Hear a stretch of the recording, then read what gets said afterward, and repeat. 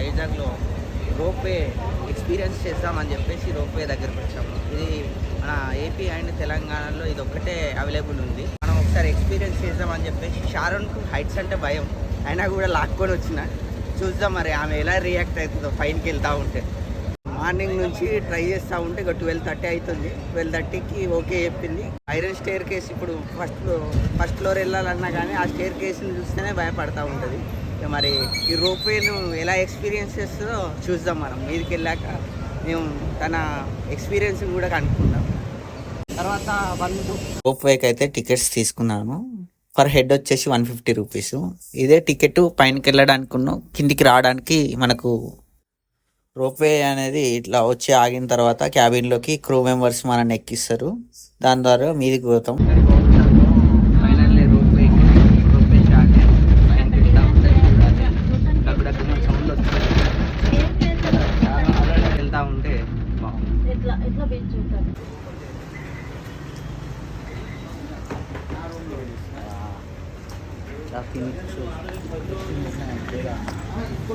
ఆకలి అవుతుంది. టైం కూడా ఎంత అవుతుంది? 3 అవుతుంది. మరి 3 అవుతుందా? ఆకలి వేస్తుంది. వాళ్ళ చెల్లి సజెస్ట్ చేసింది హౌస్ ఆఫ్ స్పైస్ వెళ్ళమని చెప్పి, అందుకే వచ్చినాము. ఆంధ్రాకి వచ్చే కోల్డ్ పులావ్ తినాలని చెప్పేసి పులావ్ తిందామని ట్రై చేస్తున్నాం.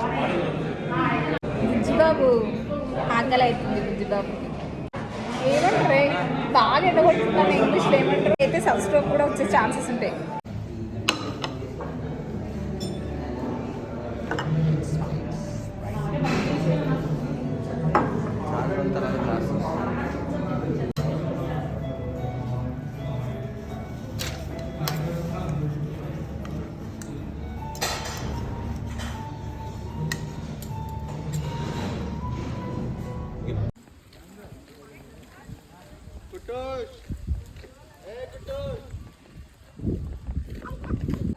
ఇక చూడండి ఒకసారి సముద్రం అంతా. వీడియో ఇక్కడ నుంచి లైట్ హౌస్ నుంచి తీస్తున్నాం.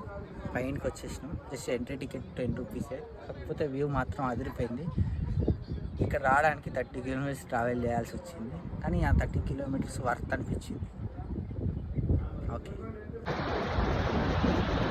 ఇక మొత్తానికి వచ్చే బీచ్లోకి వచ్చినాం. ఎర్రడ బీచ్లో. కాకపోతే చాలా లేట్ వచ్చింది. దానివల్ల మేము ఎక్కువసేపు ఇక్కడ ఉండలేకపోతున్నాం. మళ్ళీ చీకటి అయిందంటే ఈ గుట్టల దగ్గర పోవాలి. సరే ఈ గుట్టల మళ్ళీ ఆ రోడ్ ఏమంటే ఘాట్ రోడ్ నీట్గానే ఉంది కానీ మొత్తం ట్రెక్కింగ్ లాగా ఉన్నాయి అన్నట్టు. సో తొందర వెళ్ళిపోవడం, లైట్ ఉండగానే వెళ్ళిపోవడం చాలా బెటర్. సో మేము ఇక్కడ నుంచి మళ్ళీ స్టార్ట్ అయ్యి వెళ్ళిపోతాం బయట. ఇప్పుడు మరి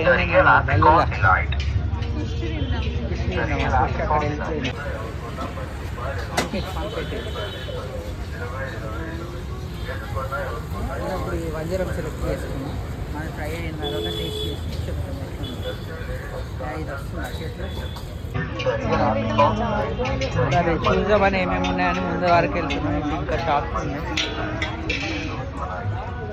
వెళ్తా ఉన్నాం. మీరు కూడా వైజాగ్ వస్తే ఈ టిఫిన్ సెంటర్లను ఒకసారి ట్రై చేయొచ్చు.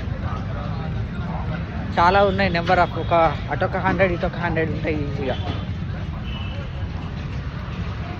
మొత్తం ఎంత అంత గల్లీలో మొత్తం ఫుడ్డే ఫుడ్.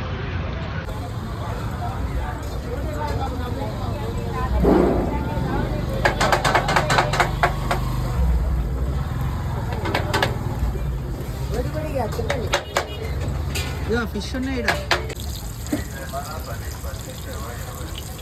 ఫిష్ ఎట్లా ఫ్రై చేస్తున్నాయని దగ్గర ఉండి చూసుకుంటుంది మంచిగా. అంటే అది ఫ్రై చేయడం అందరికి రాదు, మనకైతే అసలే రాదు. స్మెల్ బాగా వస్తుంది, సూపర్ ఉంది. టేస్ట్ కూడా చూసి చెప్పాలి తిన్నాక. ఏం ఫిష్ నాని? వంజరం, సముద్రపు చేప. యాక్చువల్గా వైజాగ్ వచ్చినప్పటి నుంచి సీ ఫుడ్ తినాలని అనుకున్నాం. ఇక్కడ ఉన్న అన్ని షాప్స్ చూసినాం. ఈ షాప్ అంకుల్ బాగా మాట్లాడారు. ఫిష్ కూడా చాలా ఫ్రెష్గా ఉండే. సో ఇంకా ఇలా దగ్గరుండి బనానా లీఫ్లో పెట్టి ఫ్రై చేయించి ఇచ్చారు. అది బాగా నచ్చింది మాకు.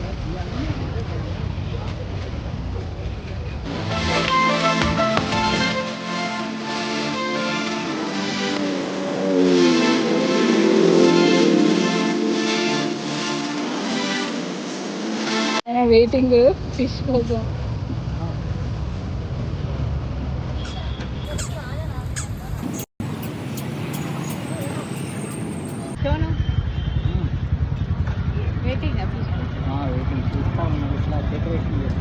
డెకరేషన్ లేకున్నా కూడా నేను తినేస్తా, అట్లా ఏం లేదు.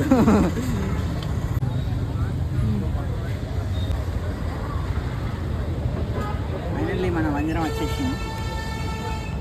చూద్దాం టేస్ట్ చేసి ఎట్లుందో మీ అందరికి చెప్పాలనుకుంటున్నా. చాలా హాట్గా ఉంది.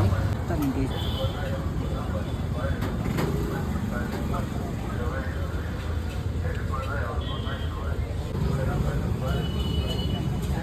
టేస్ట్ చేస్తాం, చూద్దాం ఎలా ఉంది.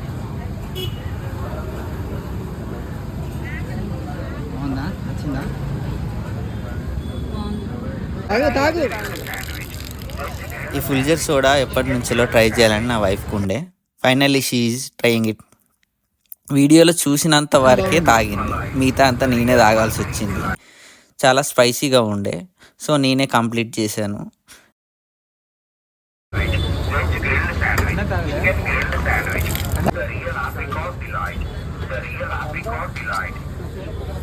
ఇదే రోడ్లో స్ట్రీట్ షాపింగ్ ఉండే. క్లిప్స్ అంటే చాలు, ఎక్కువ బటర్ఫ్లైస్ను స్మైల్స్నే ఇష్టపడుతుంది. అవిటినే చూసి అవిటినే కొన్నాం మేము. అలా ఫుడ్ తినేసాం అండ్ స్మాల్ షాపింగ్ చేసేసాం. దెన్ అవర్ ఫేవరెట్ ప్లేస్ బీచ్కి వచ్చేసాం. మేము వైజాగ్లో ఉన్న 3 days most of the time బీచ్లోనే ఎక్కువ స్పెండ్ చేసాము. తర్వాత హోటల్కి వచ్చేసాం. ఇలా మా డే 2 కంప్లీట్.